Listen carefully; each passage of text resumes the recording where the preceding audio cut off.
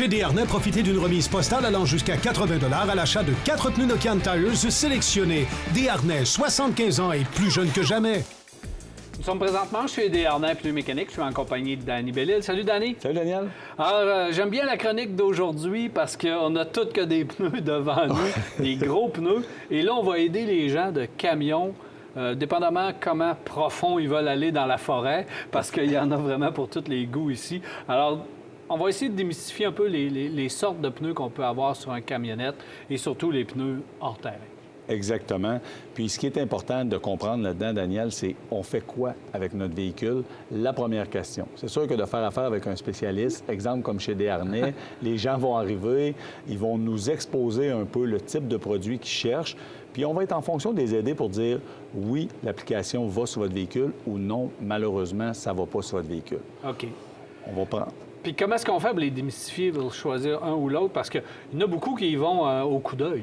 Au look. Malheureusement, on a beaucoup de clientèle qui aiment les pneus qu'on voit à ma droite, mais malheureusement, on arrive dans l'été, les gens vont faire du camping, vont tirer leur roulotte, fifth wheel, etc. C'est fortement déconseillé d'arriver avec un produit avec des blocs très espacés ou très agressifs, parce que le poids arrière va faire en sorte que les pneus du devant vont user malheureusement en bosse. Fait que ça va créer un bruit infernal dans l'habitacle.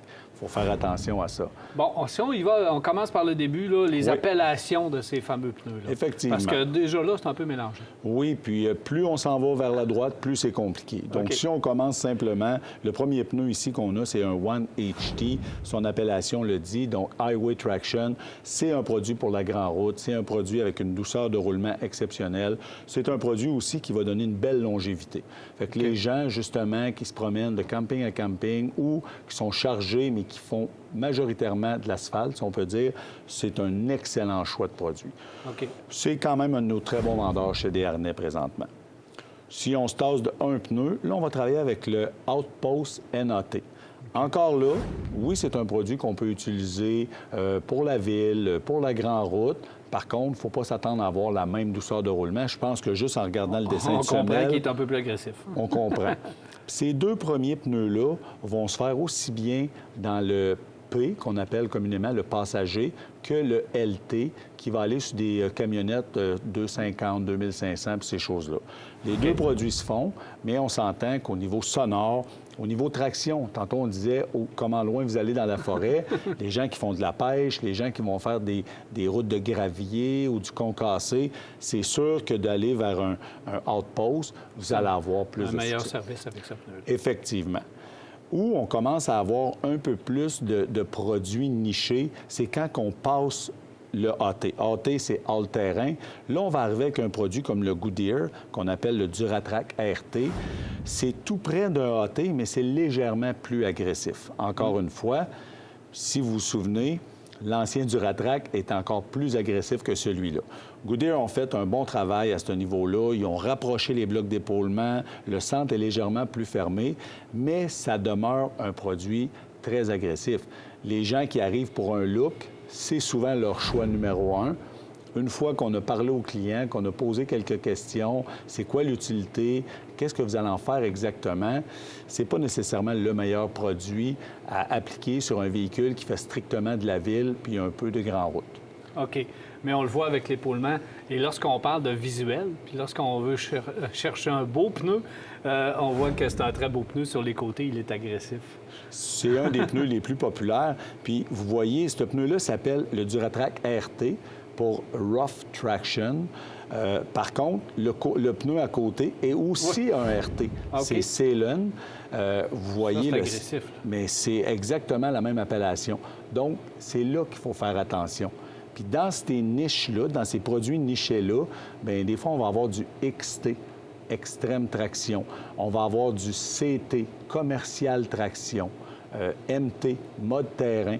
Il y a beaucoup, beaucoup de produits, puis on dirait que les compagnies essaient de venir trouver leur propre niche en ayant des nouvelles appellations. De là, l'importance de faire affaire avec un spécialiste, puis vraiment s'informer. Parce qu'un produit comme celui à droite complètement, si on fait que de la grande route ou que de l'asphalte avec ça, le produit surchauffe énormément, puis l'usure va être catastrophique, là. Danny, le problème, c'est qu'il y en a qui achètent ces pneus-là pour le look, pas parce que c'est beau, parce que c'est agressif sur leur camion. Et on oublie un peu que c'est peut-être pas la bonne application. Effectivement. Effectivement, mais il faut admettre que c'est un pneu qui a du visuel. Oui, puis c'est important de mettre les clients, nos clients en contexte. Les gens arrivent ici, ils ont un véhicule, on va nommer un F-150 qui sort en P métrique. Ils veulent avoir des roues surdimensionnées, ils veulent avoir un produit, un pneu qui va être plus grand.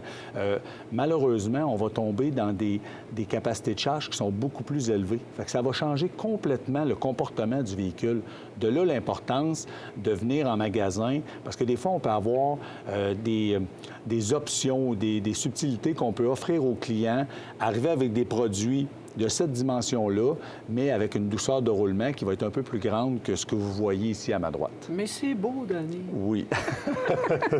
Des fois, la beauté, ça n'a pas de prix. Justement, là, on a des pneus plus sages à côté de nous. Oui, effectivement. Mais là, évidemment, sur des véhicules un peu plus performants. Donc, si on a un véhicule qui a besoin de pneus de performance, vous en avez également. Exactement. Puis je trouvais ça important de démystifier ces produits-là parce que les deux produits qu'on voit ici, c'est deux produits ultra haute performance. Je m'explique. On a un produit ultra haute performance avec une gomme qu'on appelle communément 4 saisons.